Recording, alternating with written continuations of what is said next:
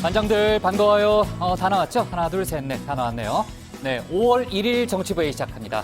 신반장, 오늘부터 이제 대북 확성기 철거 작업에 들어간다는 얘기를 어제 저희가 했잖아요. 네. 작업은 시작됐을 거고 네. 북한군에서도 비슷한 움직임이 포착됐다면서요? 그렇습니다. 판문점 선언 이후 첫 후속 조치인데요. 우리 군이 이 철거 작업을 한다고 사전에 통보를 안 했다고 해요. 아, 그런데 그래요? 북한에서 먼저 이렇게 같이 호응하는 그래요? 모습을 보여준 상황이고요. 네. 또 우리 정부는 우리가 흔히 삐라라고 하잖아요. 그렇죠. 대북 전단 전단지. 살포도 중지하기로 결정했습니다. 그렇군요. 좋습니다. 양 반장, 갑질 논란의 중심에 있는 대한항공 조현민 전 전무가 오늘 경찰에 나왔죠? 그렇습니다. 오늘 오전에 네. 강서경찰서로 출두를 했는데요. 기자들이 대기를 하고 있다가 네. 오자마자 이제 무슨 질문을 하더라도 똑같은 말만 하더라고요. 네, 심력 끼쳐서 죄송합니다. 저는 약간 ARS 무슨 자동 답기를 그렇게 네. 이제 들어오기 전에 준비를 그렇게 한 거겠죠. 그렇죠. 우리 들어가서 얘기 좀 이어갑시다. 갑시다.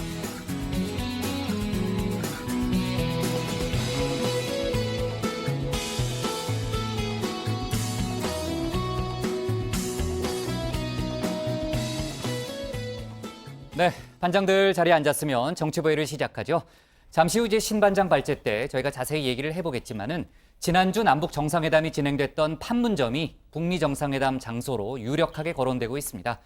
북한이 반대할 이유는 없겠죠. 지난번에도 했으니까. 문제는 이제 트럼프 대통령의 마음일 텐데 그런 얘기를 했어요. 트럼프 대통령이요. 일이 잘 풀리면은 제3국보다는 판문점 개최가 엄청난 기념행사가 될 거다. 이런 얘기를 했고요.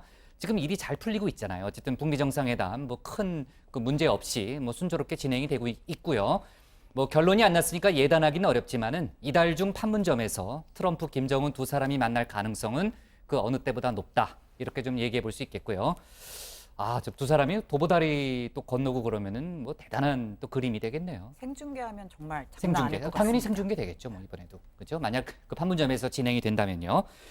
자, 그리고 이제 조금 전에 신반장하고 얘기했지만요. 남북이 함께 확성기 철거에 나선 것은 상징적인 의미가 대단히 크다. 이렇게 볼 수 있을 것 같습니다.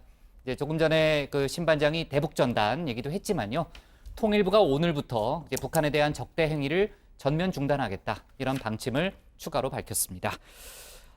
그리고 말이에요. 그나저나 이제 오늘로 4월 국회가 이제 종료가 됐잖아요. 근데 정말 저희가 이제 어제도 그런 얘기를 했는데 정말 빈손입니다. 빈손이고요.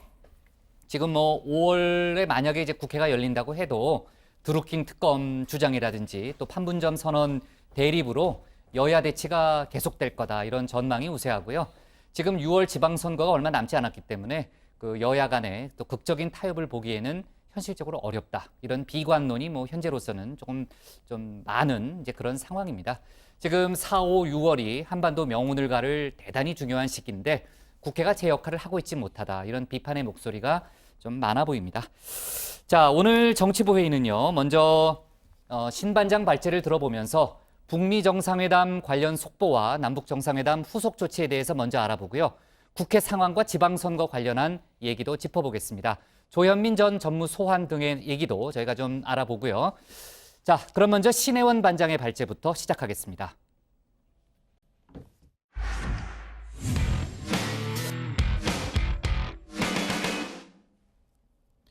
조금 전에 얘기했던 대로 5월 중 열릴 가능성이 큰 북미 정상회담 장소로 판문점이 급부상했습니다.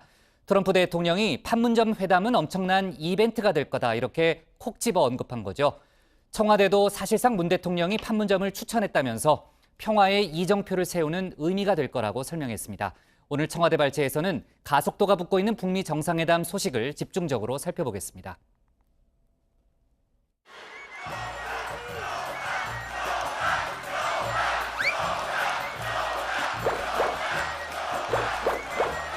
That's very nice, thank you.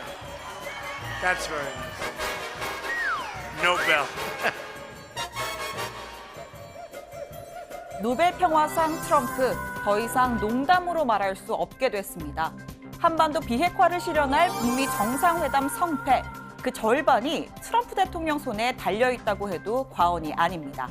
사실 트럼프 대통령과 평화는 그닥 어울리는 단어는 아니었죠.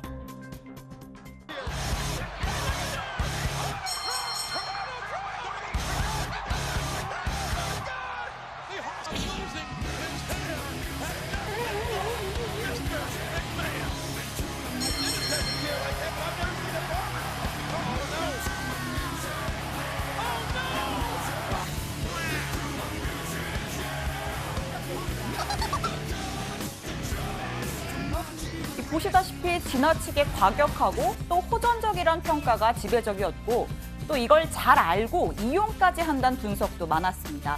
하지만 노벨 평화상 후보로 거론되는 지금 트럼프 대통령은 어느 때보다 온화한 발언을 쏟아내고 있습니다. Can create so many good things, so many positive things, and peace and safety for the world. 자, 트럼프 대통령의 노벨상 열망, 과거 오바마 대통령과의 일화로 거슬러 올라갑니다. 2011년 백악관 만찬 때입니다. 오바마 대통령이 자신의 출생지 의혹을 제기한 트럼프를 초대해서 나 미국 출생 맞거든 하고 공개적으로 쐐기를 박았습니다. No one is happier, no one is prouder to put this birth certificate matter to rest than the Donald. And that's because he can finally get back to focusing on the issues that matter. Like, did we fake the moon landing? 자존심 하나는 둘째가라면 서러운 트럼프 대통령, 저렇게 역공을 당했으니 아마도 좋은 마음을 갖기는 어려웠을 겁니다. But when the South Korean representatives who just left North Korea came outside, big throng of press, they announced that North Korea, Kim Jong-un, would like to meet with President Trump. This doesn't happen. You know, they're saying, oh, well, Obama could have done that. Trust me, he couldn't have done that. He wouldn't have done that. He would not have done it. 오바마가 못한 비핵화 내가 하겠다. 오바마가 받은 노벨상 나도 받겠다. 뭐 이런 마음인 거죠. 한껏 고무된 트럼프 대통령 아예 북미 정상회담 후보지로 판문점을 콕 집어 언급했습니다. We are also talking about the possibility of the DMZ, Peace House, Freedom House. You're actually there, where if things work out, there's a great celebration to be had on the site, not in a third-party country. 그동안 회담 후보지로 거론된 국가 중에서 미국은 싱가포르를 가장 원하는 것으로 알려졌습니다. 평양이나 판문점으로 갈 경우 회담의 주도권을 김정은 위원장에게 뺏길 수도 있다는 위기감 때문이었죠. 하지만 평화의 상징으로 판문점을 대체할 만한 카드가 없다는 걸 트럼프 대통령도 깨달은 모양새입니다. 사실 청와대는 내심 북미 회담이 판문점에서 이루어지길 바래왔습니다. 1953년 정전협정 체결 장소라는 상징성, 또 향후 남북미 정상회담까지 고려한 확장성, 경호나 보안 유지에 용이하고 의제에만 집중할 수 있는 환경을 모두 갖춘 곳이기 때문이죠. 청와대 핵심 관계자는 한미 정상통화에서 자연스레 장소 이야기가 나왔다면서 트럼프 대통령이 먼저 판문점을 꺼냈고 문 대통령은 장단점을 이야기했을 뿐이라고 설명했습니다. 그러니까 트럼프 대통령 스스로 주도권을 쥐고 있다는 생각을 갖게 하면서 결과적으로는 우리가 원하는 방향으로 대화를 이끌어 간 거죠. 참고로 어제 문 대통령은 김대중 전 대통령의 부인 이희호 여사로부터 큰일 해내셨다, 노벨 평화상 받으시라는 축전을 받았습니다. 문 대통령은 노벨 평화상은 트럼프 대통령이 받으면 된다, 우리는 평화만 가져오면 된다면서 트럼프 대통령을 치켜 세웠습니다. 자, 뉴욕타임즈, 워싱턴 포스트 등 주요 외신들이 이 발언을 톱뉴스로 다루면서 관심을 보였습니다. 자신을 낮추고 공을 돌리는 문 대통령의 모습이 신선했던 모양인데요. 자, 그런데 실제 수상 가능성은 문 대통령이 더 높은 것 같습니다. 지난 호주 오픈, 정현과 페더러의 승부를 비롯해서 높은 적중률로 유명한 영국의 베팅 사이트들이 문재인 대통령과 김정은 위원장 수상에 무게를 실었습니다. 두 사람 공동 수상 확률이 1등, 가장 높고 트럼프 대통령은 공동 2위에 올랐습니다. 자, 올해 수상자는 12월 10일에 발표된다고 하는데요. 모두 아슬아슬한 예측에 동참해보시죠. 오늘 청와대 발제는 이렇게 정리하겠습니다. 가속 붙는 북미 정상회담, 판문점 개최 급부상입니다. 네, 문재인 대통령이 지난주 이제 남북 정상회담 이후에 주변국 정상들과 전화 통화를 했다는 얘기는 저희가 어제 좀 다뤘었잖아요. 그러니까 주요 주변국들 그 정상과의 통화를 한 데 이어서 그 구테이스 유엔 사무총장하고 오늘 이제 전화 통화를 했더라고요. 그러니까 그 북한 핵실험장 폐쇄에 유엔도 좀 참여해서 도와달라 그런 내용이었죠, 최 반장. 네, 문 대통령은 먼저 유엔이 평창 올림픽과 남북 정상회담을 지지해 준 것에 대해 감사를 표했고요. 향후 유엔 총회나 안보리를 통해 판문점 선언을 환영하고 지지하는 성명을 내줬으면 좋겠다라고 요청을 했습니다. 그러면서 이는 남북 관계 개선뿐 아니라 다가오는 북미 회담에도 큰 도움이 될 거라고 얘기를 했는데요. 그리고 북한의 풍계리 핵실험장 폐쇄에도 유엔이 동행해달라고 요청했는데 직접 들어보시죠. 문 대통령은 또 김정은 국무위원장이 풍계리 핵실험장 폐쇄 때 한국과 미국은 물론 국제사회에도 투명하게 공개하겠다고 약속했다며 핵실험장 폐쇄 현장에 유엔이 함께 참가해서 폐기를 확인해주면 좋겠다는 뜻도 밝혔습니다. 문 대통령은 판문점 선언 가운데 비무장지대의 실질적 평화지대화를 소개한 뒤 그 과정 또한 유엔이 참관하고 이행을 검증해달라고 부탁했습니다. 네, 구테레스 총장은 문 대통령에게 기꺼이 협력할 용의가 있다고 화답했습니다. 문 대통령의 요청이 유엔 안보리의 승인이 필요한 사안들이지만 한반도 평화 정착에 도움이 될 수 있도록 노력한다면서 아울러 유엔의 군축 담당 책임자를 한국 정부와 협력할 수 있도록 지정하겠다고도 밝혔습니다. 네. 어제 이제 문재인 대통령도 수석 보좌관 회의에서요. 이제 뭐 정상 간 합의도 중요하지만 이행이 중요하다 그런 얘기를 했고요. 지금 4.27 판문점 선언 그 후속 조치에 정부가 또 만전을 기하고 있잖아요. 그 정상회담 준비위를 그 판문점 선언 이행 추진위로 개편한다는 얘기는 저희가 했었는데 그렇게 가는 거죠, 방향이? 예, 오늘 이낙연 국무총리가요, 남북 정상회담 후에 첫 국무회의를 주재했습니다. 이 판문점 선언이 한반도의 완전한 비핵화를 위한 토대를 마련했다면서 이 부처 간 적극적인 협력을 통해서 후속 조치 이행해 나가야 한다고 말한 거죠. 자, 청와대 고위 관계자에 따르면 이행 추진위에 김동연 경제부총리, 백운규 산자부 장관 등등 이렇게 경제부처 장관들이 대거 포함될 걸로 보인다 이렇게 말을 했는데 문 대통령이 김정은 위원장에게 USB에 그 한반도 신경제 구상을 담아서 전달했다고 어제 말씀드렸지 않습니까? 그렇죠.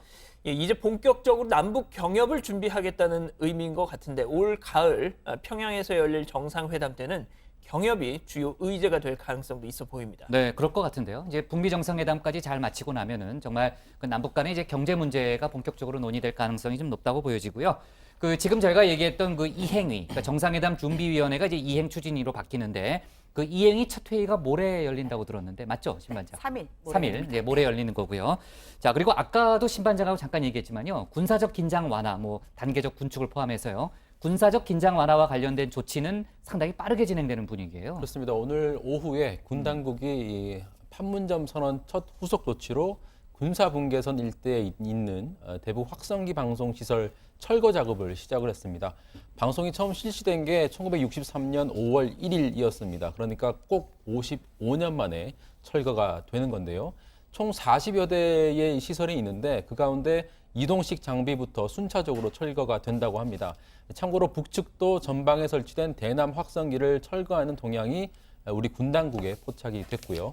앞서 국방부가 지난달 23일 확성기 방송 전면 중단을 선언한 이후에도 북측이 같은 조치를 취하면서 호응을 했던 적이 있습니다. 네, 통일부도 북한으로 대북 전단 이른바 삐라를 날려보내온 민간 단체들에게 살포 중단을 공식적으로 요청하고 나섰습니다.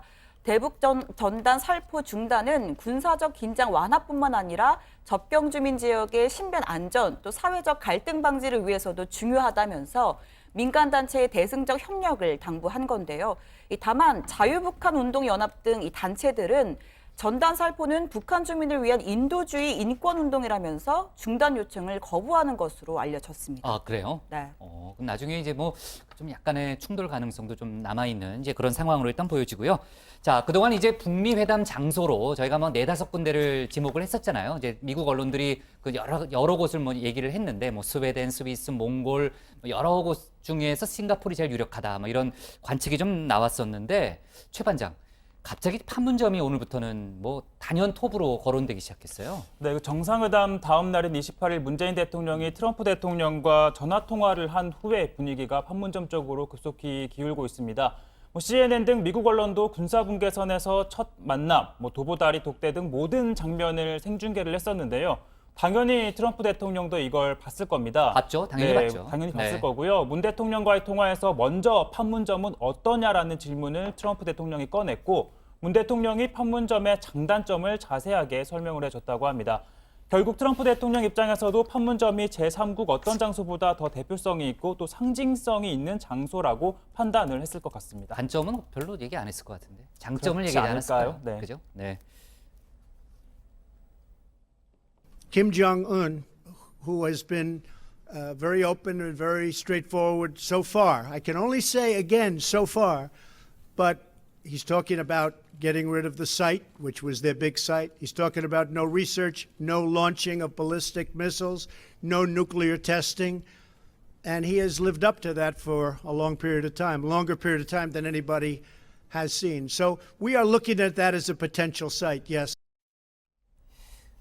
지금 뭐 보도를 보니까 트럼프 대통령 지지율이 네. 42%로 11개월 만에 최고를 기록했대요. 그럼 올해 11월 중간 선거에 상당히 또 청신호인데요. 그렇습니다. 네. 아무튼 이렇게 분위기가 좀 달라지고 있습니다. 지금 미국 내에서는요, 트럼프 대통령에게 적대적이었던 민주당에서조차 대북 정책 잘하고 있다 이런 평가가 나오고 있다는데 상원 외교위원회 민주당 간사인 벤 카딘 의원은 트럼프 대통령이 현재까지 대북 외교를 추진한 공로를 인정받을 만하고 만약 북한과 협상이 성공한다면 업적 인정받아야 한다고 말했습니다. 트럼프 대통령과 가까운 공화당의 린지 그레이엄 의원은 북핵 문제를 해결하면 트럼프가 노벨 평화상 받아야 한다 이렇게 다시 한번 주장을 했다고 하네요. 아, 그래요? 근데 그레이엄 위원은 원래 대북 강경파잖아요. 그러니까요. 상당히 심한 발언을 많이 얼마 하는 전에 사람인데. 그러니까 그 폭격 얘기하고 폭격 얘기도 하고 그랬는데 트럼프 대통령이 지금 대북 정책을 또 어떻게 보면은 뭐 좀 지원하는 듯한 그런 발언을 했군요. 자, 남북 회담에서 아까도 뭐 도보다리 얘기를 했지만요. 그 인상적인 장면을 연출할 수 있었던 것 중에 하나는 이제 통역이 필요 없다. 이런 점도 또 큰 몫을 했잖아요. 이제 문재인 대통령하고 이제 김정은 위원장하고 둘이서만 이제 대화를 나누는 게 가능했는데 정 반장, 북미 회담에서도 그런 장면이 가능할까요? 그래서 지금 가장 주목이 되는 게 김정은 위원장이 얼마나 영어를 잘할까, 얼마나 영어 실력이 있을까 이 부분인데요.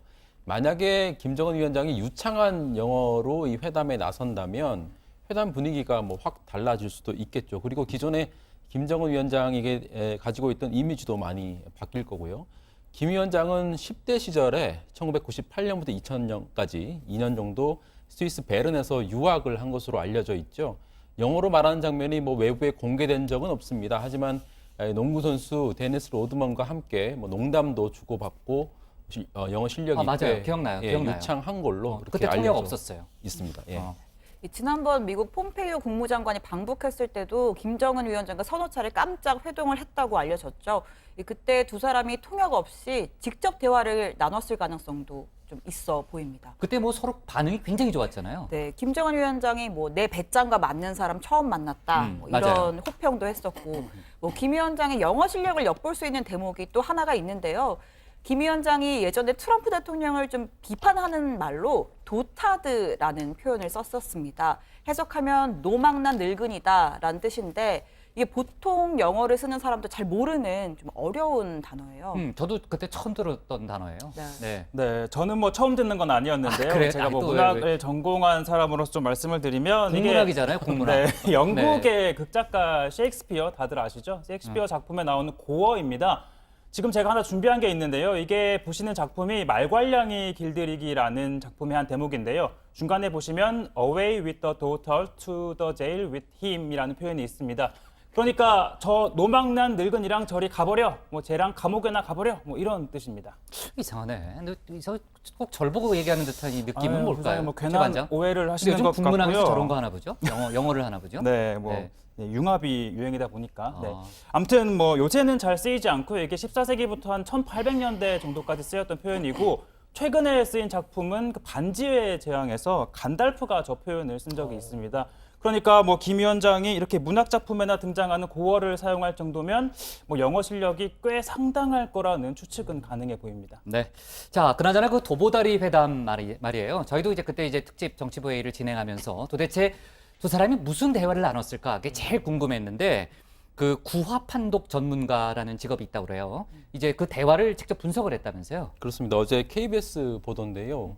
저도 굉장히 흥미롭게 봤는데 이른바 이 독순술이라고 하죠. 입술 모양을 보고 무슨 말을 하는지 읽어내는 그런 방법인데 구화 판독 전문가를 동원해서 방송 카메라에 포착된 김 위원장의 입모양을 보면서 이 움직임을 분석을 했습니다.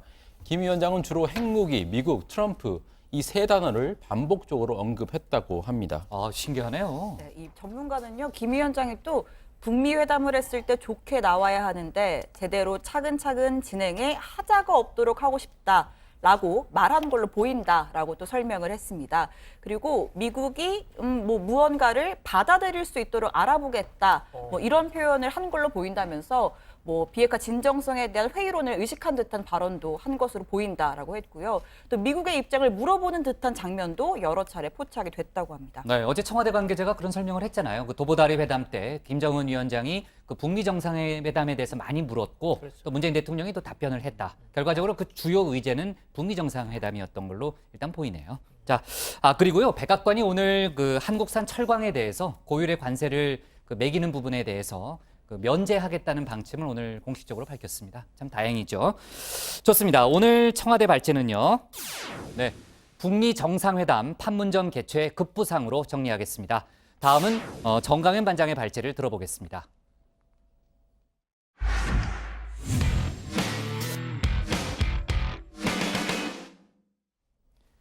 4월 국회가 오늘로 빈손으로 끝난 가운데 5월 국회 역시 제대로 열릴 수 있을지 전망이 밝지만은 않습니다. 이런 가운데 판문점 선언 비준 동의 문제가 국회의 새로운 쟁점으로 떠오르고 있죠. 오늘 야당 발제에서는 판문점 선언 비준을 둘러싸고 본격화되고 있는 여야의 힘겨루기 양상 등을 자세하게 살펴보겠습니다. 네, 4월 국회는 결국 빈손으로 끝나고 말았습니다. 오늘부터는 5월 국회가 열릴 수 있을지 지켜봐야 할 텐데요. 역시 전망은 그렇게 밝은 편은 아닙니다. 특히 남북 정상회담 국면에선 판문점 선언 비준 문제가 최대 쟁점으로 떠오를 전망인데 자유한국당이 완강한 반대 입장입니다. 자기들끼리 파주에서 실컷 냉면 파티 벌려놓고 사전에 단 한마디 논의조차 없었던 남북 정상회담 국회 비준 이야기를 하고 있는 것 보고 참 염치 없는 분들이시다. 자, 사실 자유한국당 지도부는 당장 지방선거가 걱정이 될 겁니다. 무엇보다 드루킹 댓글 사건이 판문점 선언에 가려지는 걸 가장 우려하고 있겠죠. 홍준표 대표가 연일 강한 어조로 판문점 선언을 비판하고 있는 것도 어떻게 보면 이슈 경쟁에서 밀리지 않겠다는 의지의 표현으로도 해석이 됩니다. 비정상적인 남북 정상회담 합의가 이루어진 이면에는 북한 김정은과 우리 적 주사파들의 숨은 합의가 자리 잡고 있다는 생각을 하게 됩니다. 자, 사뭇 강한 표현으로 판문점 선언을 비판한 홍준표 대표, 사실 속내는 복잡했던 모양입니다. 질의응답 과정에서 다소 예민한 반응을 보였습니다. 민족 자주 원칙은 1972년 7.4 남북 공동성명에도 들어가 있고 그때부터 이어진 내용인데 그렇다면 이제 박정희 정부 때도 주사파가 있었다고 보시는지. 다시 누가하고 좀 판문점 선언 국회 비준 이야기가 나오는 가운데 홀로 반대하는 형국이 되고 있는데요. 그 국회 비준이란 말은 아예 헌법책을 보지도 안 하고 지금 하는 질문입니다.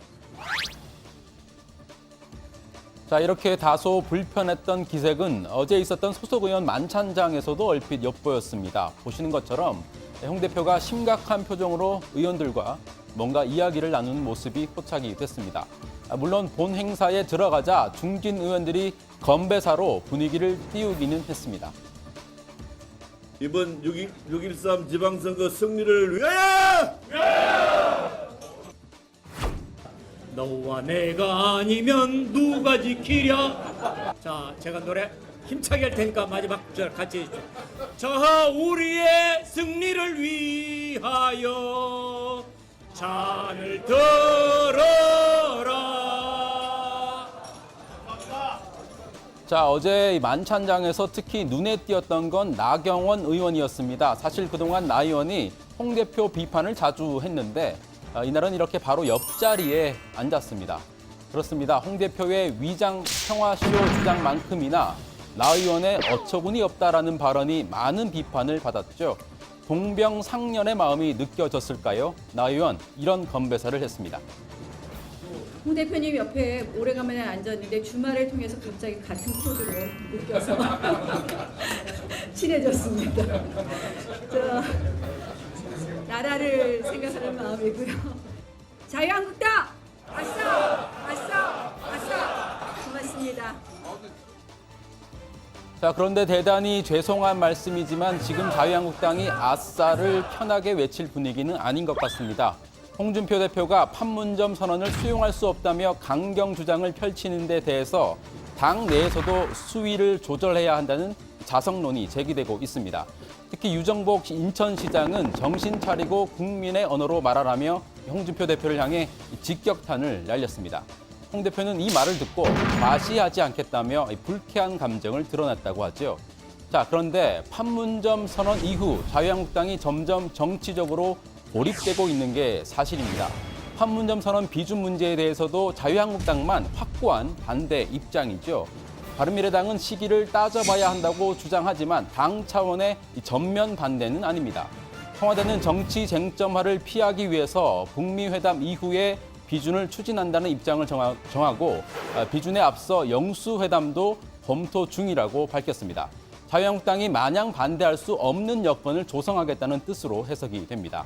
여론 환경도 자유한국당에 결코 유리하지 못합니다.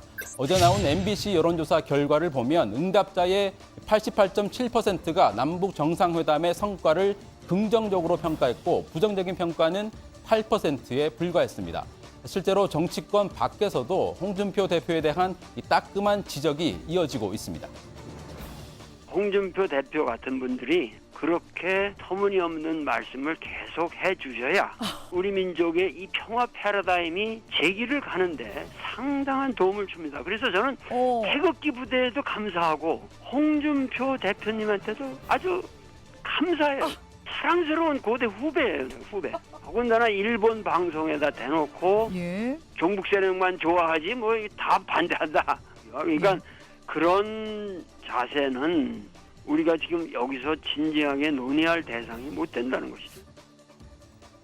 자, 오늘은 자유한국당에 띄우는 음악입니다. 정치가 음악을 만났을 때.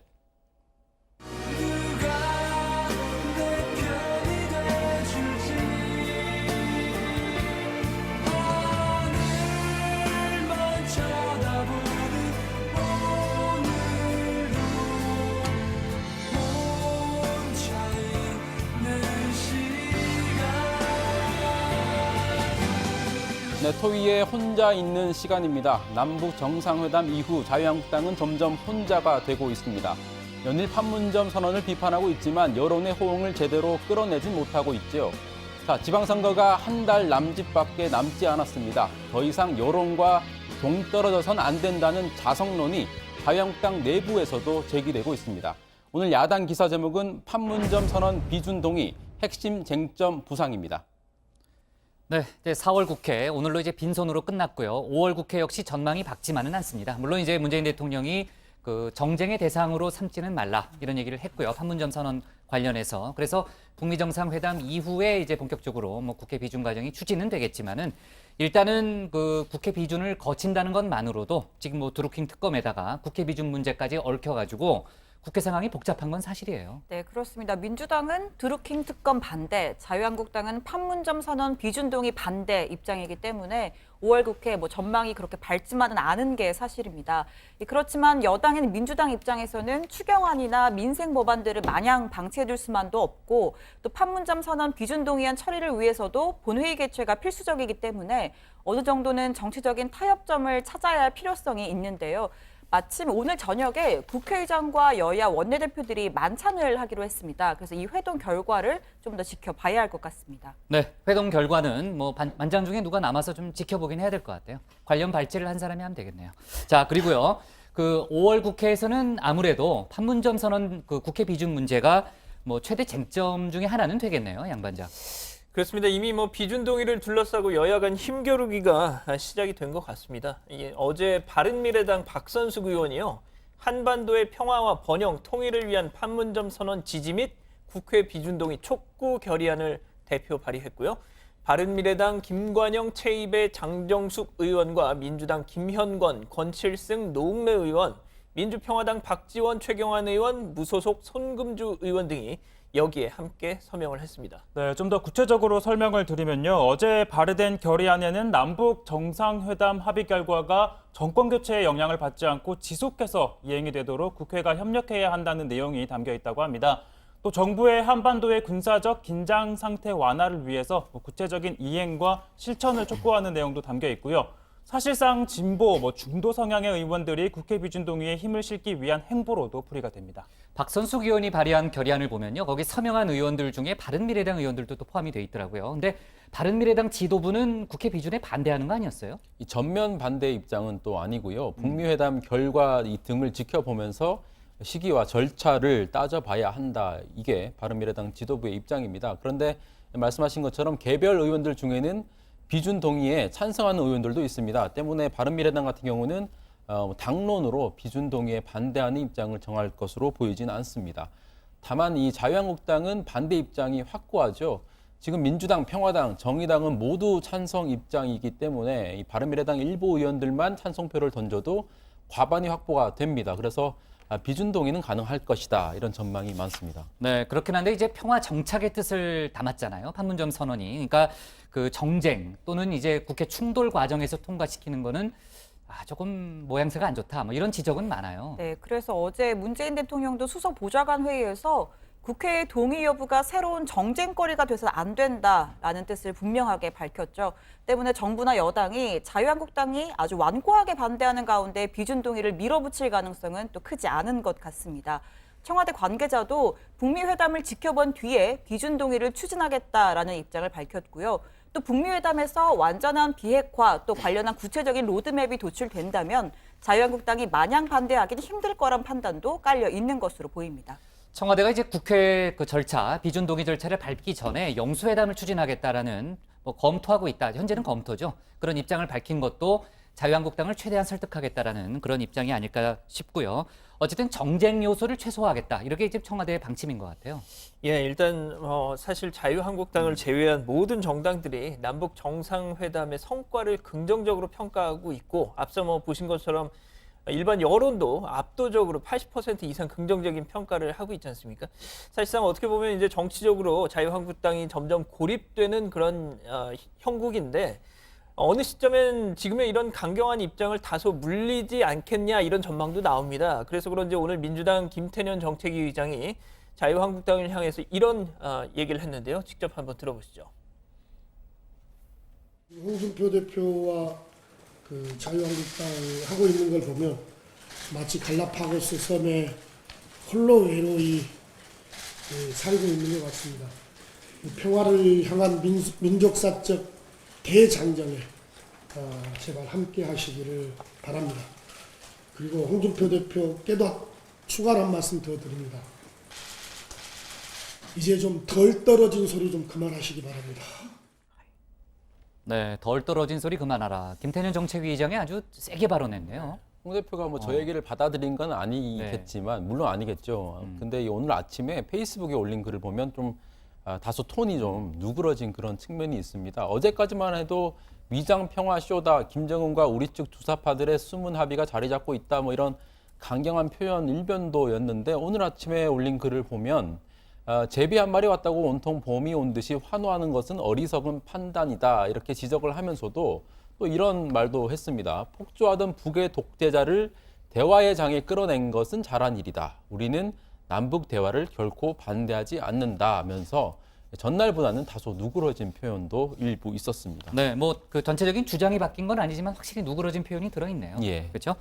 자, 그렇고요.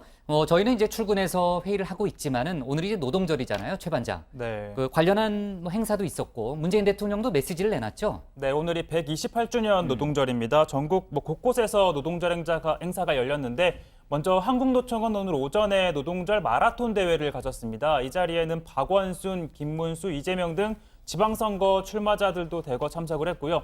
또 오후 2시부터는 서울광장에서 민주노총 주최로 세계 노동절 대회도 열렸습니다.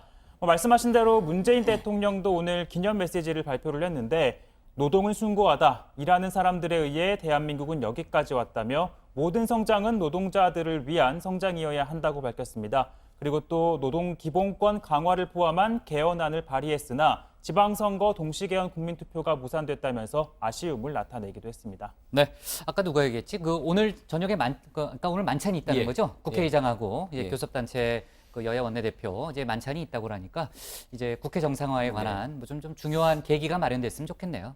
그 얘기는 내일 다시 좀 해보겠습니다. 좋습니다. 오늘 야당 기사 제목은요. 자, 이렇게 잡을게요. 판문점 선언 국회 비준 정치 쟁점화로 잡겠습니다. 다음은 양원보 반장의 발제를 들어보겠습니다.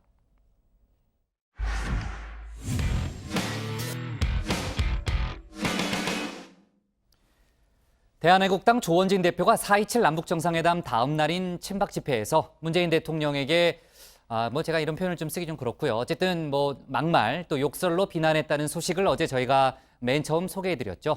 조 의원에 대한 비판과 논란이 오늘까지도 계속되고 있습니다. 하지만 조 의원은 한 언론과의 전화 인터뷰에서 그런 말을 한 적이 없다 이렇게 부인했다고 하죠. 이게 어찌된 영문인지 오늘 양 반장 발제에서는 관련 소식과 여러 가지 정치권 뉴스를 종합해서 알려드리겠습니다. 네, 그렇습니다. 지난 28일 서울역 집회에서 조원진 대한애국당 대표, 문재인 대통령을 향해서는 욕설을, 또 김정숙 여사에 대해서는 나불나불이란 이런 속된 표현을 썼다고 어제 전해드렸죠.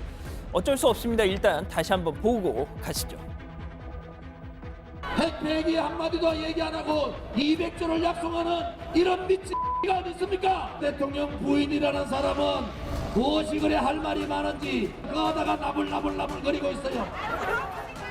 자, 보신 대로 이렇게 방송이 나가고 나서요. 서울의 소리라는 인터넷 매체가 직접 조원진 대표에게 전화를 걸었다고 합니다. 도대체 무슨 의도에서 그런 욕설을 했는지 묻기 위함이었죠. 자, 그런데 조원진 대표 정말 놀라운 얘기를 합니다. 직접 들어보시죠. 조원진 의원은 정말 대우를 받고 싶은 사람이에요. 욕을 먹고 싶은 사람이에요. 이런 전화 하지 마세요. 아니 대통령한테 그러고 이런 전화 하지 마세요. 대통령한테 손해한 적 없습니다. 아주 라고 했다고 오늘 나오는데. 어이, 그런 소리 하지 마시고 전화 끊으세요. 자, 들으셨죠? 대통령한테 XX라고 라는 소리 한 적 없다 했습니다. 자, 그렇다면 앞서 제가 보여드렸던 그 집회 발언, 저와 우리 가족 여러분들이 헛것을 본 걸까요? 혹시 주어가 없지 않느냐? 난 대상을 특정한 적이 없다. 이런 뜻에서 이런 주장을 편 걸까요? 자, 그렇다면 그 앞뒤 얘기도 한번 직접 들어보시죠.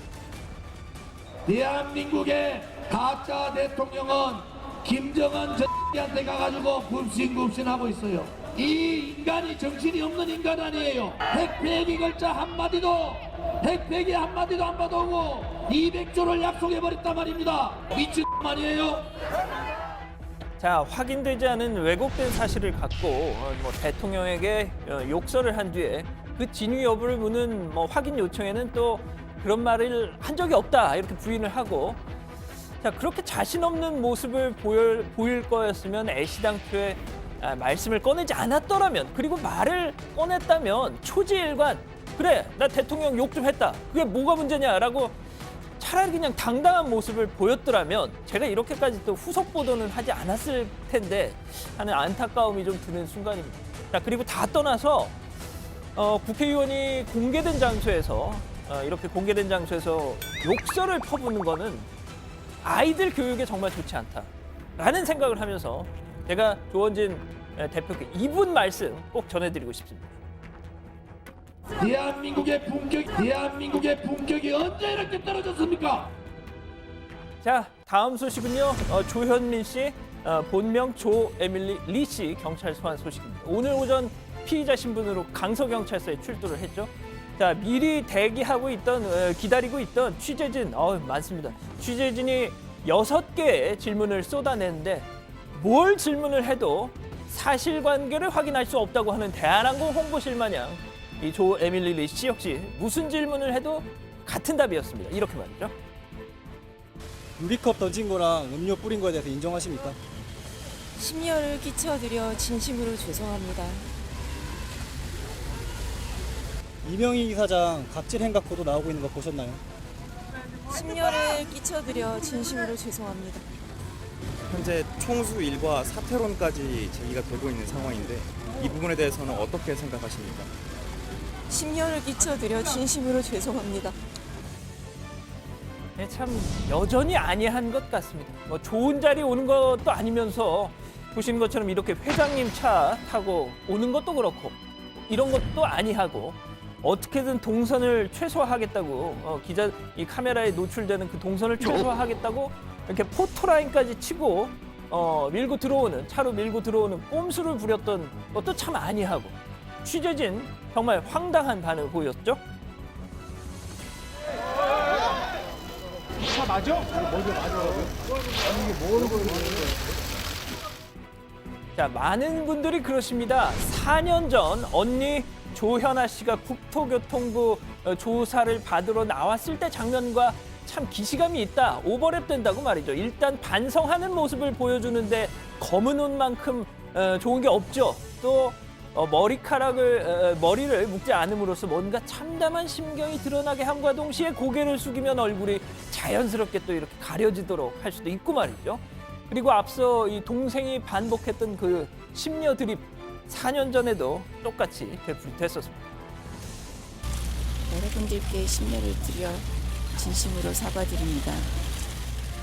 자, 뭐 그러실 수 있을 것 같습니다. 동생 얘기하면서 뭘 또 굳이 4년 전 일까지 끄집어내냐 이렇게 지적하실 수 있을 것 같아서 제가 말씀을 드리는데 이유가 있습니다.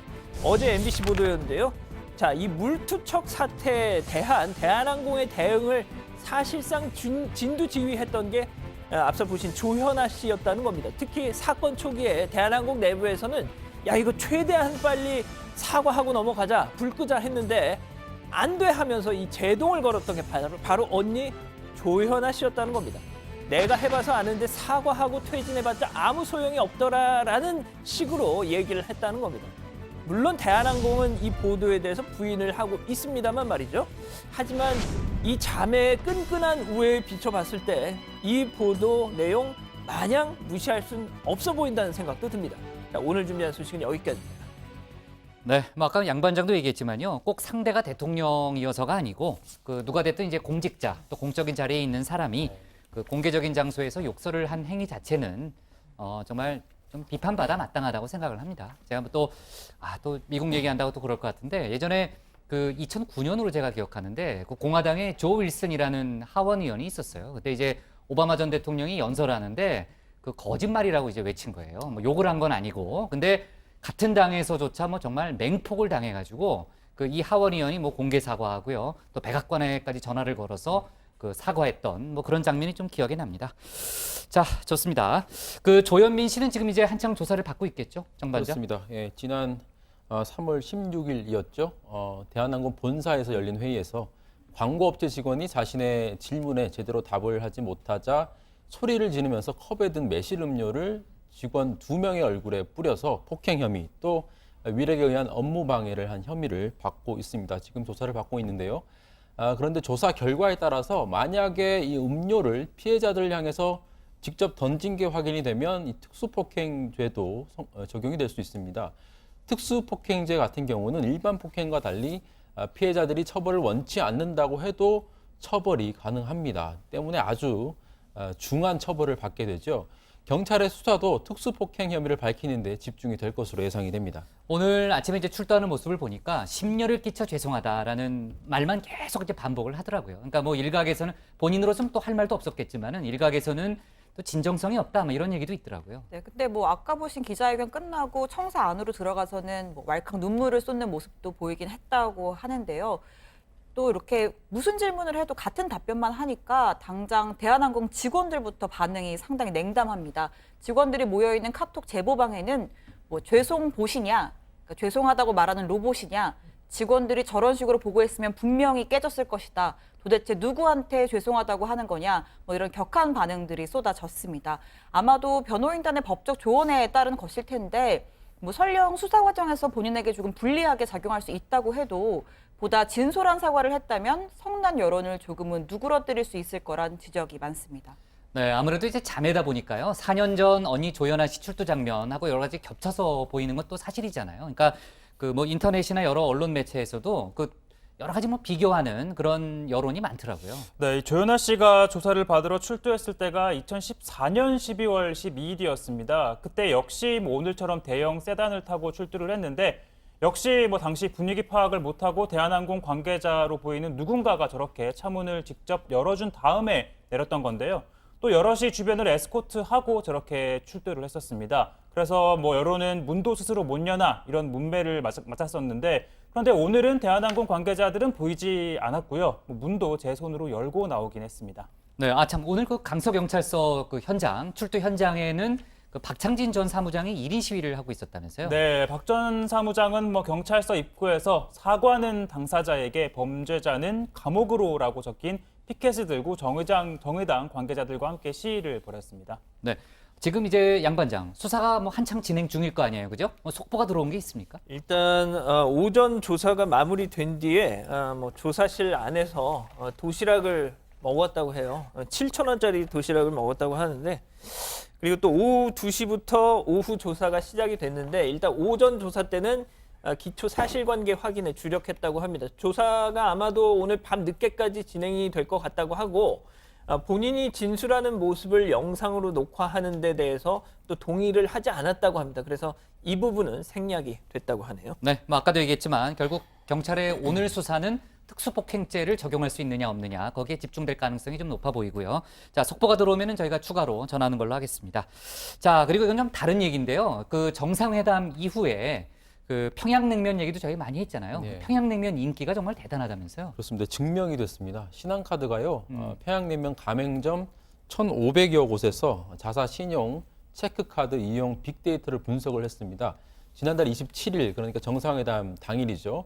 27일부터 29일까지 금요일, 토요일, 일요일 이 4월 동안 매출이 직전 4개 주간 평균보다 80%나 급증을 많이 올랐네요. 했다는 겁니다. 그러니까 이것만 보더라도 정상회담 이후에 평양냉면에 쏠린 관심이 아주 대단하다 이렇게 볼 수가 있겠죠. 네, 그리고 간편식 평양냉면도 인기라고 하는데요. 현재 나와 있는 간편식 평양냉면이 하나인데 제가 뭐 특정 상호를 말씀드릴 수는 없고요. 당연히 안 되죠. 네, 무려 네. 매출이 몇 배나 뛰었냐면 회담 이후에 3배가 늘었다고 합니다. 뭐 갑자기 배가 고픈데 저도 저녁에는 냉면을 됐어요. 먹어야겠습니다. 거기까지 끝내고요. 자, 신 반장 어제 그 청와대에서 열린 수석보좌관 회의에서도요.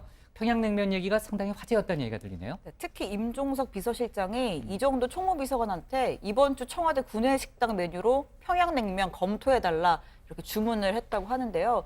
그래서 오는 4일에, 그러니까 금요일이죠. 청와대 구내식당 점심 메뉴로 평양냉면이 제공된다는 소식입니다. 금요일이요? 이번 주 금요일? 네, 그래서 저는 금요일에 현장 발제를 하도록 하겠습니다. 네. 조금 전에 이제 최 반장 말을 끊어가지고 얘기를 못 하겠는데 저도 좀 같이 가면 어떨까 싶은데요. 네, 좋습니다. 근데 네. 부장 최종혁 반장이 무슨 얘기를 하면 너무 가차없이 아니 왜냐면은 그걸 끊지 않으면은 무슨 일이 벌어질지를. 근데 시청자 상담실에 부장이 너무 이렇게 말을 자주 끊는다고. 아 그래요? 성토가 네. 많더라고요. 양 반장도 같이 뭐 만만치 않은데. 네. 네, 부장 이거 하나만 더 말씀드릴게요. 오늘 자유한국당 의원들이요. 문재인 정부 언론 장악 저지 및 불공정 보도 신고센터 개소 알림 기자회견을 가졌습니다. 공정하고 객관적이어야 하는 방송이 일찌감치 친문재인 정권, 친노동조합 방송으로 장악돼서 드루킹 게이트가 방송 뉴스에서 보이지 않고 있다 하면서 부당한 압력 등이 있다면 곧바로 우리한테 신고해달라 이렇게 기자회견을 가졌습니다. 네.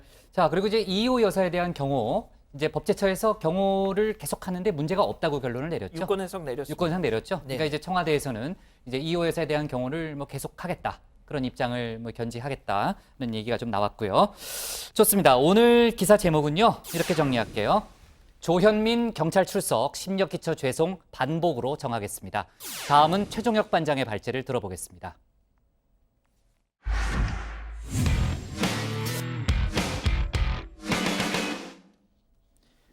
지방선거가 40여일 앞으로 다가온 가운데 각 정당의 공천 작업도 마무리 단계에 접어들었습니다.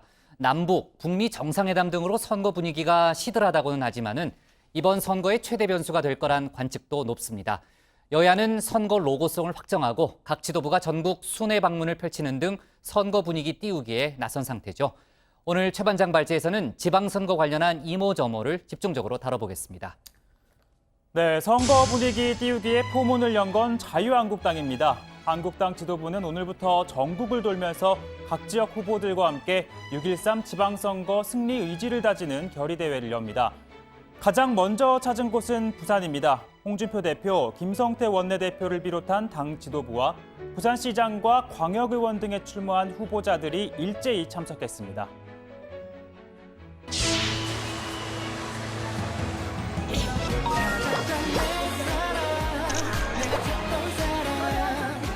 홍준표 당대표를 비롯한 주요 당직자께서 입장을 하고 계십니다. 우리 서병수 시장도 이대호 선수처럼 한번 칠 수 있겠죠.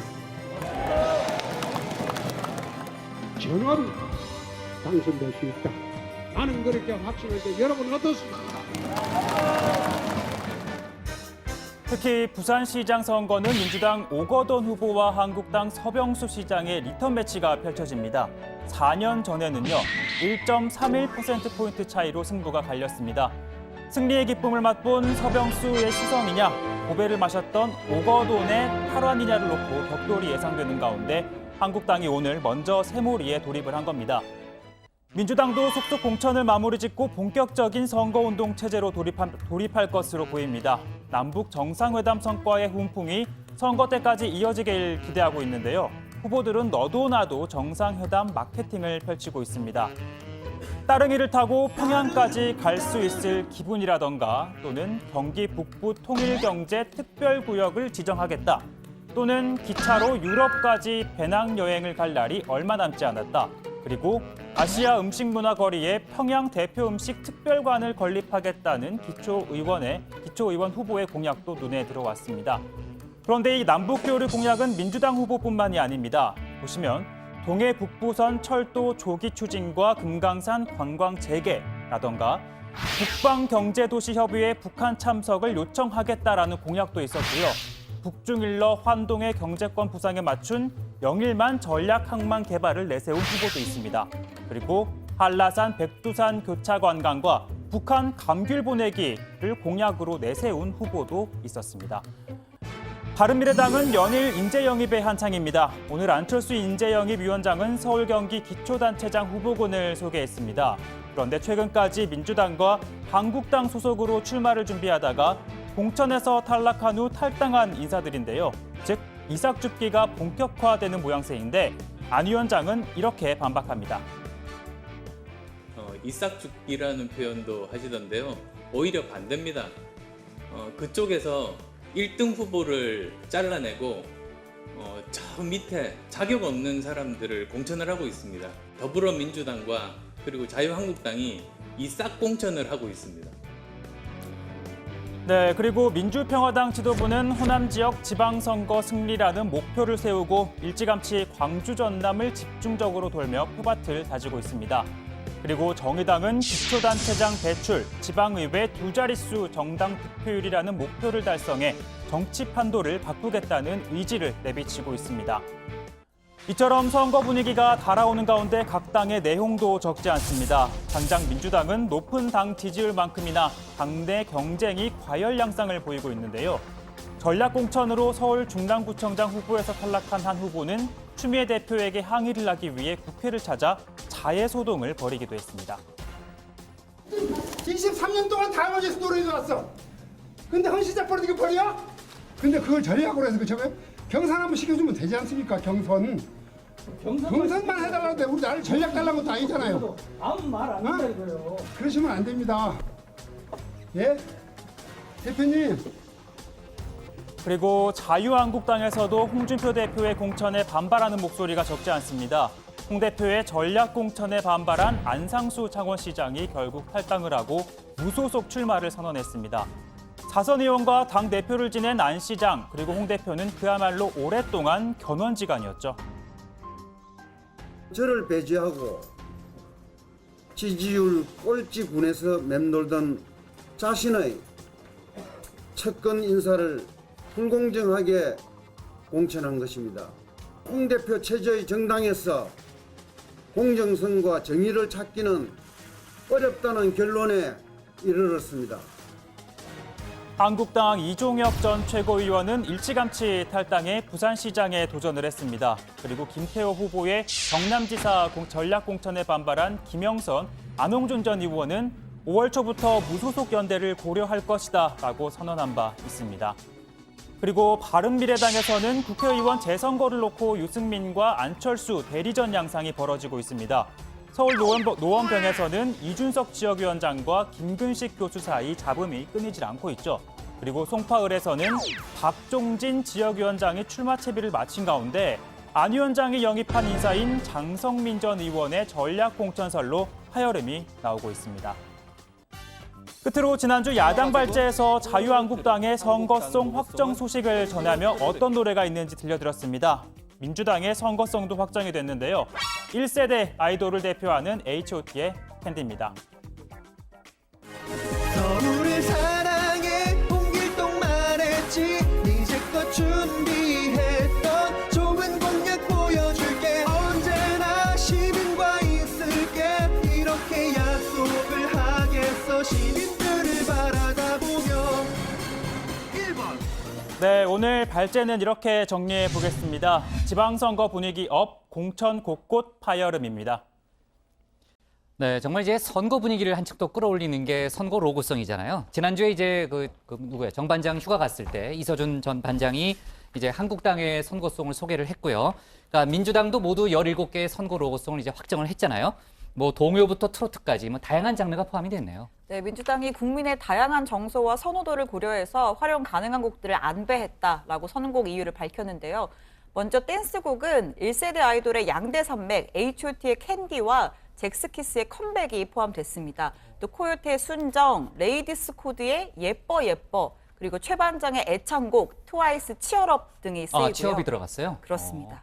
네, 그리고 중장년층을 겨냥한 트로트로는 김연자의 아모르 파티, 박현빈의 샤방샤방, 홍진영의 엄지척 등이 목록에 올랐습니다. 이 밖에 락 음악으로 전인권의 걱정 말아요 그대, YB의 나는 나비, 오필슨 코리아, 또 동요로는 얼굴 찌푸리지 말아요가 각각 사용된다고 합니다. 네, YB 노래가 2곡이나 있네요. 네. 그 오필슨 코리아는 선거 후 치러지는 그 러시아 월드컵을 고려한 그런 또 선곡이 아닌가 하는 생각도 좀 들고요. 자, 그리고 이제 그 먼저 선거송을 발표한 자유한국당 같은 경우에는 그 동요 아기상어 사용을 놓고서요. 상당히 좀 논란도 있는데 그 한국당 측에서는 미국 작곡가의 허락을 받았다는 거죠. 네, 그렇습니다. 자유한국당이 선거송으로 그 아기상어를 사용하는 사실이 알려진 직후에 이 상어가족 제작사 측에서 아이들 동요가 이 어른들의 정치적인 목적으로 이용되는 거 원치 않는다. 쓰면은 법적 대응하겠다라는 입장을 전달을 하면서 이게 논란이 있었죠. 그런데 자유한국당은 우리가 채택한 이 노래 국내에서 유행하는 동요, 당신들이 만든 동요 상어가족 아니다. 미국의 구전 동요로 알려진 아기상어를 편곡해서 쓴 것이고 우리가 원작자한테 이메일을 보내봤더니 그렇게 로고송으로 쓸 수 있다면 오히려 영광이라고까지 답장이 왔다 이렇게 밝혔다는 거죠. 네, 그렇군요. 자, 아무튼 각 당의 공천 이제 뭐 거의 막바지에 이르고 있는데 그 한국당 홍준표 대표가요 선관위로부터 2천만 원의 과태료를 받은 사실이 오늘 확인됐다면서요? 네, 중앙선관위 여론조사 심의위원회에 따르면요, 홍준표 대표는 지난 3월 21일 특정 지역 한국당 출입 기자들을 초청해서 간담회를 개최했는데 그 자리에서 여의도연구원에서 실시한 모 광역단체장 후보 여론조사를 보면 우리 후보가 상대편 유력 후보보다 10% 이상 압도적인 지지율이 나오고 있다라고 주장을 했습니다. 그리고 지난 4월 4일에도 비슷한 주장을 펼쳤는데요. 모두 중앙여심위 홈페이지에는 등록이 되지 않은 여론조사 결과였습니다. 이에 따라서 여심위가 홍 대표에게 과태료 2천만 원을 부과했다고 합니다. 네, 홍 대표가 오늘 아까 전에 보신 그 한국당 부산 행사에서 취재 기자들에게 이 사실을 얘기를 했는데요.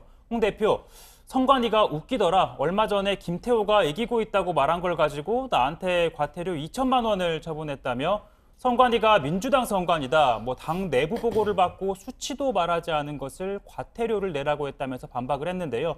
그러면서 내가 선관위에 돈이 없으니까 배째라 잡아가라고 했다며 당대표도 입 다물고 있으라는 것이냐 이렇게 주장을 했습니다.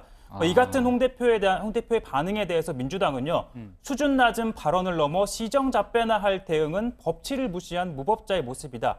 역대급 대표임은 확실하다라고 비판했습니다. 네, 오늘 오후에 또 그런 일이 있었군요. 그렇습니다. 네.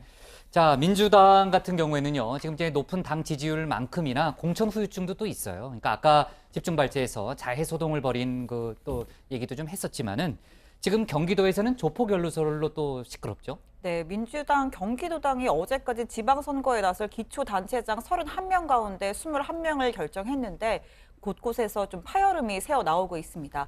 성남시장 후보로 단수 추천된 은수미 전 청와대 여성가족비서관은 운전기사 인건비를 약 1년간 조직폭력배 출신 사업가로부터 제공받았다는 폭로가 나왔고요. 또 그 사실을 은 후보도 알고 있었다는 녹취록이 있다는 의혹도 제기가 됐습니다. 하지만 은 후보 측은 자작 녹취록으로 거짓과 모함으로 가득 차 있다라고 반박을 했습니다. 그러면서 한 푼의 불법 정치 자금도 받지 않았고 차량 운전 자원봉사와 관련된 어떠한 지원도 요청한 바가 없다라고 강조했습니다. 네, 뭐 이 사안은 이제 논란이 계속 좀 불거지고 커지고 있는 상황이니까 저희가 속보를 좀 챙겨보는 걸로 하고요. 자, 이번 지방선거의 뭐 최대 관심 지역 중에 하나가 서울시장 선거 아니겠습니까? 이제 그 오늘 박원순 시장하고요, 김문수 후보가 한 자리에 모였다면서요? 네, 그렇습니다. 잠실 올림픽 주경기장에서 오늘 뭐 노동절이고 하니까 한국노총 2018 노동절 마라톤 대회가 열렸는데 여기 박원순 시장, 김문수 자유한국당 서울시장 후보 함께 참석을 한 겁니다. 자, 인사를 나누고 임을 위한 행진곡도 함께 불렀다고 합니다. 자, 김문수 후보는 일각에서 제기되고 있는 바른미래당 안철수 후보와의 단일화 여부에 대해서 안철수 후보는 중도 내지는 중도 좌파고 보수 유일 후보가 바로 나다. 단일화를 한다면 박원순과 안철수가 해야 한다라고 했다는 거죠. 그러면서 안철수 후보는 박원순 현 시장을 서울시장으로 만드는데 어머니 같은 모태 역할을 했다. 이렇게 또 비판을 했다고 합니다. 그러니까 이 안철수 후보와는 좀 선을 그으면서 내가 유일한 보수 후보다 이 점을 강조를 하면서 보수층 결집에 주력하겠다 뭐 이런 의미로 보입니다. 그리고 오늘은 송파을에 출마한 배현진 후보와 함께 재래시장을 돌면서 선거운동도 했고 또 함께 점심을 먹기도 했습니다. 그동안 김문수 후보는 박근혜 전 대통령의 탄핵을 반대하면서 탄핵의 원천 무효를 주장해 왔죠. 그리고 배현진 후보, MBC 전 앵커죠. 어제 출마 선언을 하면서 박근혜 정권에서 언론 탄압은 없었고 자율적 환경에서 뉴스를 했다라고 주장을 했습니다. 네, 박원순 시장에 대한 공격, 뭐 안철수 바른미래당 후보도 타겟을 그쪽에 맞추고 있는 분위기예요. 네, 뭐 안철수 후보 그동안 박원순 시장과의 뭐 양강 구도를 장담해 왔지만 박 시장과의 격차가 뭐 좀처럼 줄어들지 않는 데다가 반등 기회를 잡기가 쉽지 않고 많아서 고심에 빠졌다는 지적이 나옵니다. 앞서 드루킹 사건을 19대 대선 불법 여론 조작 게이트로 규정을 하고 공세를 펼치는가 하면 또 뭐 문재인 대통령과의 연관성을 주장하면서 보수 표심을 끌어모은다는 계산이었지만 뭐 지지율 상승 효과는 뭐 미미했다고 보여지고요. 이에 박원순 때리기로 선거 전략을 좀 전환했다라는 해석이 나옵니다. 안철수 후보, 박원순 시장이 출마 선언을 한 후에도 시장직을 유지하며 선거운동을 계속하고 있다면서 시장직 사퇴를 요구를 했습니다. 네, 그리고 오늘 박근혜 전 대통령 관련 재판이 하나 있었는데 간단히만 좀 짚어보면요. 남재준 전 국정원장의 비서실장이 증인으로 나왔죠. 네, 박승진 전 국정원장 비서실장, 남재준 전 원장으로부터 직접 특활비를 받아서 청와대에 전달한 인물로 알려져 있습니다. 박 전 실장은 남 전 원장이 인터폰으로 원장실에 잠깐 들어오라고 한 뒤에 청와대에 갖다 줘라 하면서 돈봉투를 줬다면서 이 돈봉투는 이미 세팅이 되어 있어서 나오기 때문에 내용물은 잘 몰랐다라고 이야기했습니다. 박 전 대통령 오늘도 불출석 사유서를 내고 나오지 않았는데 검찰은 남 전 원장에 대해서 특가법에 관한 횡령 혐의를 추가로 적용하고 박 전 대통령을 공범으로 적시하면서 박 전 대통령에 대해서도 공소장 변경 허가 신청을 냈습니다. 네, 박근혜 전 대통령 역시 오늘도 재판에 나오지 않았고요. 이번 주에는 이명박 전 대통령에 대한 첫 번째 공판 준비일이 열리니까 저희가 이번 주에는 또 관련한 얘기도 또 해봐야 될 것 같습니다. 자, 오늘 기사 제목은요, 이렇게 정할게요. 지방선거 열기 고조, 곳곳에서 파열음으로 잡겠습니다.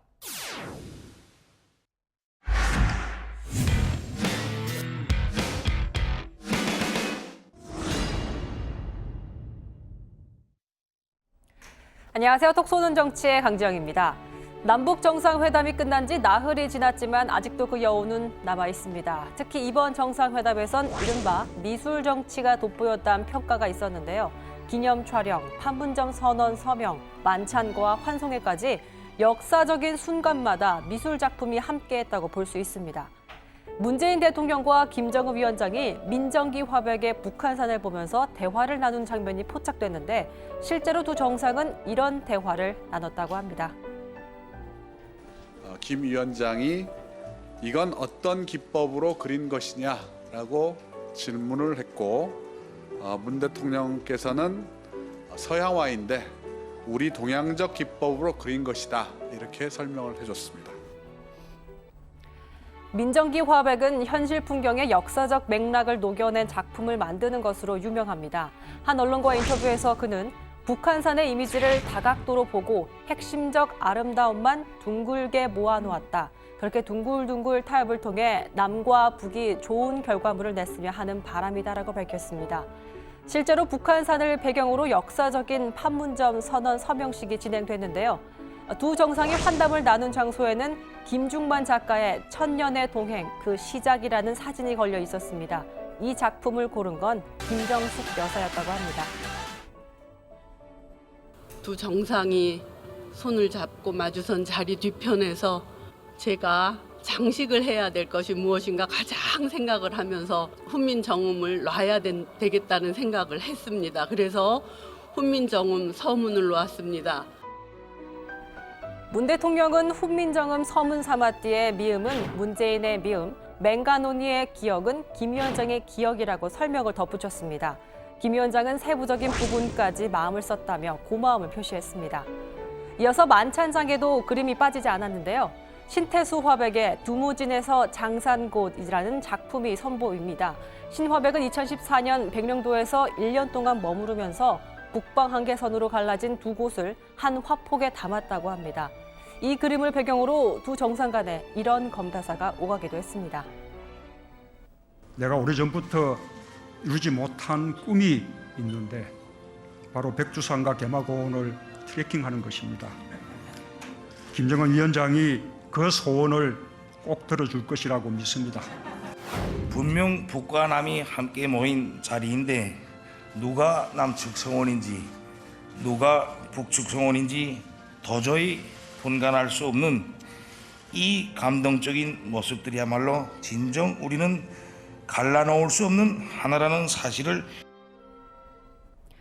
미술계에선 이번 정상회담에서 동선과 의미에 맞게 작품들을 잘 배치해서 메시지를 충분히 잘 전달했다고 평가했습니다. 남한 사람들이 가장 친숙하고 좋아하는 산 중에 북한산이 있는 거고, 또 금강산은 북한 사람들뿐만 아니라 우리나라 대부분의 국민들이 좋아하는, 선호하는 산이니까. 이제 백두산이나 한라산은 그 메시지나 이 어떤 이념적 상징성이 굉장히 커요. 무겁고. 네. 반면에 북한산이나 금강산은 경쾌하다고요. 어떻게 보면은 수위 조절을 잘했다 이런 인상은 있어요. 그런 면에서 그림을 적절하게 잘 배치한 것은 유의미하다라는 생각을 해요. 그동안 체육, 음악에 비해 미술은 이념적 상징 때문에 남북이 교류하기 힘든 분야였다고 합니다. 앞으로 평화가 한반도에 정착하면서 미술 교류도 함께 활성화되기를 기대해 보겠습니다.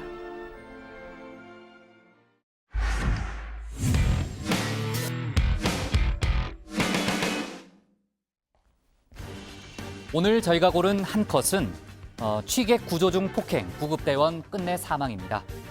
술에 취해 도로에서 쓰러져 있던 40대 남성이 자신을 구조한 구급대원에게 손찌검을 하는 모습입니다. 이 남성은 이후 여성 구급대원의 머리를 대여섯 차례 강하게 내리쳤죠. 자신을 진정시키는 그 여성 구급대원에게 폭행을 가했고요.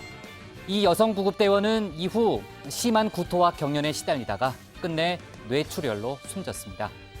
시민의 안전을 위해 애쓰는 구급대원에게 이게 도대체 무슨 일일까요?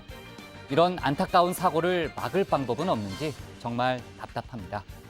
네, 오늘 정치부에는 여기까지고요. 저희는 내일 다시 찾아뵙겠습니다. 수고했습니다. 수고하셨습니다. 네, 오늘은 뭐 한 사람만 남아서 좀 챙깁시다. 만찬이 있으니까 누가 남을래요?